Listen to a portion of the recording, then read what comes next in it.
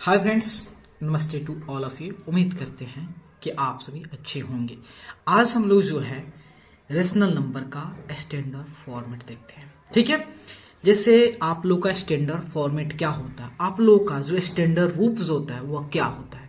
तो हम सभी जानते हैं कि हम लोग का जो स्टैंडर्ड फॉर्मेट होता है, जो स्टैंडर्ड रूप होता है, जब हम टाई बेल्ट कोट वोट लगा लेते हैं, पूरा परफ्यूम मार लेते हैं, तो हमारा एक स्टैंडर्ड रूप हो जाता है, हम एक प्रोफेशनल दिखते हैं। ठीक है, तो उस तरह जो है रेशनल नंबर का भी एक स्टैंडर्ड फॉर्मेट होता होगा, एक स्टैंडर्ड रूप होता होगा। तो क्या है, देखिए, तो हम सभी जो है रेशनल नंबर के बारे में जानते हैं कि उसके न्यूमरेटर एंड डिनोमिनेटर कुछ भी हो सकता है, पॉजिटिव हो सकता है या नेगेटिव हो सकता है, कुछ भी हो सकता है, लेकिन उसके डिनोमिनेटर जीरो नहीं होने चाहिए। लेकिन अब उसके स्टैंडर्ड रूप क्या है, तो उसके स्टैंडर्ड रूप है, कहता है कि हमारा न्यूमरेटर होता है, भाई ठीक है, नेगेटिव पॉजिटिव कुछ भी ले लो, उससे मुझे कोई ऐतराज नहीं है, लेकिन हमारे डिनोमिनेटर को भैया पॉजिटिव ही रखना। बोले ठीक है, पॉजिटिव रखेंगे। और दूसरा कहता है कि हम लोग का जो हमारा जो न्यूमरेटर है और जो डिनोमिनेटर की जो मैग्नीट्यूड है, जो वैल्यू है, उसका जो कॉमन डिवाइजर, दैट मीन्स उसकी जो एचसीएफ जो है 1 होगा, तभी वह रेशनल नंबर स्टैंडर्ड फॉर्मेट में कहलाएगा। ठीक है, तो क्या है, तो यहां देखिए, अगर रेशनल नंबर जो है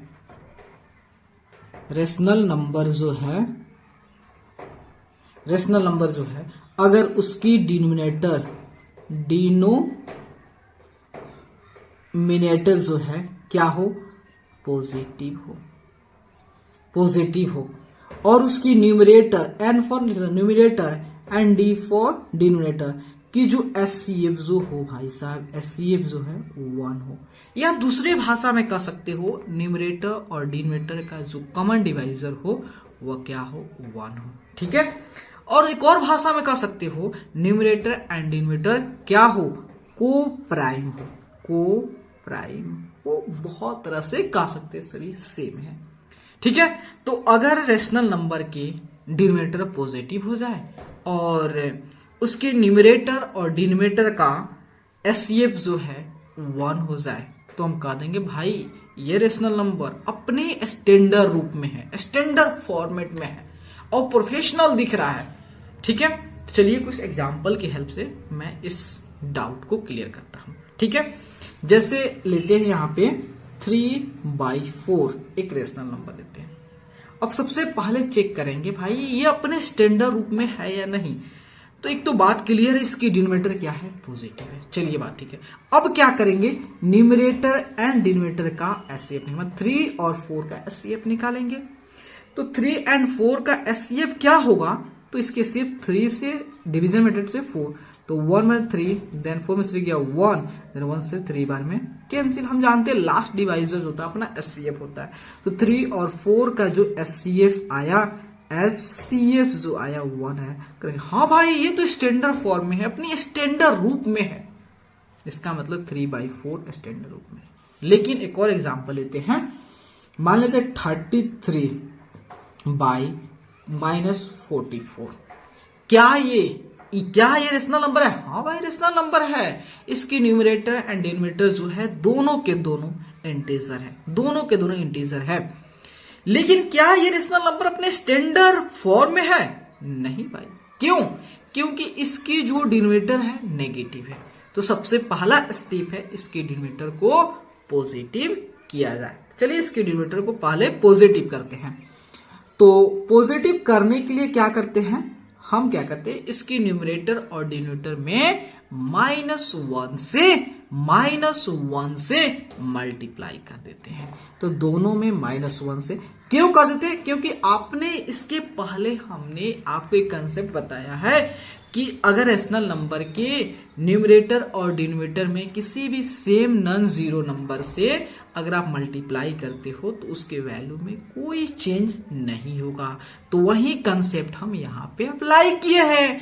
तो -33/44 अपना क्या हो गया, रेशनल नंबर मिल गया। अब सेकेंड स्टेप क्या है, कि सेकेंड स्टेप है इसकी न्यूमरेटर एंड डिनोमिनेटर की जो वैल्यू है उसकी एचसीएफ 1 होनी चाहिए। चलिए इसकी एचसीएफ को चेक करते हैं कि एचसीएफ कितना आ रहा है। ठीक है, 33 को 44 से डिवाइड करते हैं तो 1 बार में 33, कितना हुआ 1 1, तो फिर 33, तो 11 से तो 3 बार में 33। अरे भाई इसका SCF तो 1 आ रहा है, 11 आ रहा है, 33 एंड 44 का SCF 11 आ रहा है। SCF इसका मतलब ये तो कहीं से भी स्टैंडर्ड फॉर्म में नहीं है, स्टैंडर्ड फॉर्म में नहीं है। तो अब स्टैंडर्ड फॉर्म में करने का तरीका क्या है भाई? हाँ है ना, क्या टेंशन लेते हो?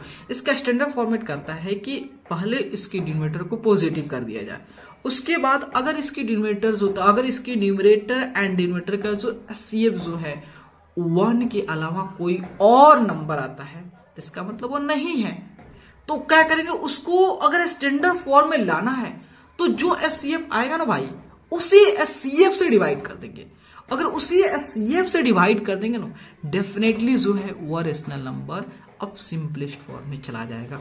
तो हम क्या कर रहे हैं, -33/44 को दोनों को 11 से डिवाइड कर दे रहे हैं, 11 से डिवाइड, क्योंकि जो SCF आएगा उसी से डिवाइड करेंगे।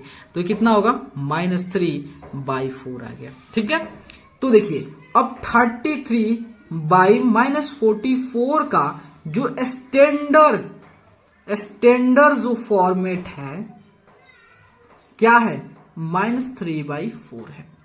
तो एक बात एक और आती है भाई साहब, क्या माइनस जो आपका 33/-44 जो है और -3/4 इक्वल है?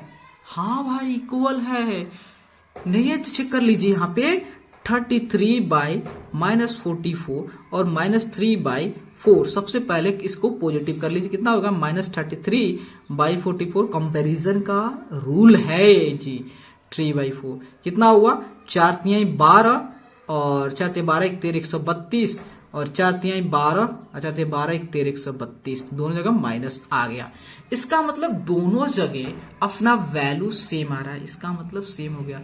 इसका मतलब इससे अब हमारा एक और कंसेप्ट जनरेट हो गया कि अगर रेशनल नंबर जो है स्टैंडर्ड फॉर्म में नहीं है तो उसको स्टैंडर्ड फॉर्म में करने के लिए सबसे पहले उसके डिनोमिनेटर को पॉजिटिव कर देंगे। ठीक है, उसके बाद सेकंड स्टेप है उसकी, अगर SCF जो है SCF 1 के अलावा कोई और है तो उसी SCF से, अगर उसी SCF से उसके न्यूमरेटर एंड डिनोमिनेटर में डिवाइड करते हैं तो आफ्टर डिवीजन जो होता है, जो हमें रेशनल नंबर मिलेगा वो ऑलरेडी अब स्टैंडर्ड फॉर्म में आ गया होगा, स्टैंडर्ड फॉर्म में आ गया। तो अब देखिए कि जब रेशनल नंबर का उसका स्टैंडर्ड फॉर्म निकाले तो दोनों इक्वल है।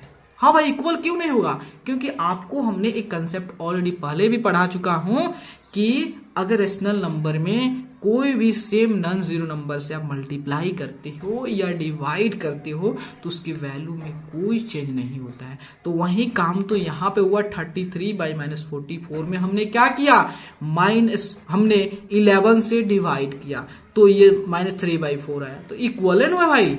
हाँ इक्वल है। तो आपको जब भी अगर रेशनल नंबर दिया है तो आपको चेक करने के लिए बोल दे कि ये स्टैंडर्ड फॉर्म में है या नहीं है। अगर नहीं है तो इसके स्टैंडर्ड फॉर्म में कैसे करेंगे? तो पहला आपका स्टेप है उसके डिनोमिनेटर को पॉजिटिव कर दीजिएगा, उसके बाद उसके न्यूमरेटर एंड डिनोमिनेटर का SCF निकालिएगा। ठीक है, तो अगर उसकी SCF 1 आ गया तो वो ऑलरेडी आपका सिंपलेस्ट फॉर्म है या तो का स्टैंडर्ड फॉर्म में है। अगर नहीं है तो आप क्या करेंगे, उसी SCF से उसके न्यूमरेटर एंड डिनोमिनेटर में डिवाइड करेंगे उस SCF से, तो आपका ऑलरेडी चला जाएगा। ठीक है, तो अगर आपको वीडियो अच्छा लगता है भाई साहब तो प्लीज चैनल को लाइक एंड सब्सक्राइब प्लीज जम के करें, क्योंकि मैं जो हूं आपको पूरी तरह से फ्री ऑफ कॉस्ट हर एक कंटेंट प्रोवाइड करूंगा। Okay, thank you my friends. Okay, love you, thanks. आपके लिए भी इतना सारा, देखिए ये सारा जो पेपर मैं करा के लाता हूँ, इसकी जितना खर्च आता है आप भी जान सकते हो ना। ठीक है, तो प्लीज जरूर सपोर्ट करें। अगर आपको अच्छा लगता है तो, अगर आपको कोई दिक्कत है तो जरूर कमेंट बॉक्स में वो मेंशन करें कि हाँ आपको इस चीज को इम्प्रूव करना होगा। ठीक है, अगर अच्छा लगे तो जरूर सब्सक्राइब करें। ठीक है, थैंक यू माय फ्रेंड्स।